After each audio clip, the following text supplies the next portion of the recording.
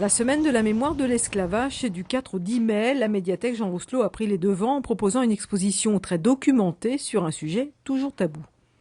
C'est un sujet qui n'est pas évident à traiter. On sait qu'en 2006, quand l'idée a été lancée, ça a été un moment fort. Je me souviens d'une évocation de Christiane Taubira qui expliquait que par cette reconnaissance, c'était aussi la reconnaissance de l'esclavage comme crime contre l'humanité. Je crois que la France a été un des premiers pays à le faire. Peut-être aussi parce qu'elle l'a beaucoup occulté dans son histoire. Donc je pense que le plus important, c'est, surtout en ce moment, pour apprendre à vivre ensemble, c'est de réussir à comprendre quelles ont été les erreurs de notre passé. L'exposition a été organisée en partenariat avec Culture et Tradition d'Outre-mer, une association de Guyancourt. Sur cette exposition, elle est montée en plusieurs mouvements. Il y a d'abord effectivement les rafles, donc tout ce qui s'est passé en Afrique avant le commerce triangulaire.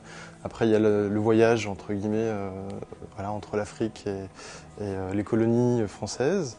Et après, il y a tout le principe de résistance avec les nègres marrons, voilà, les façons dont ils sont organisés pour recouvrer leur liberté.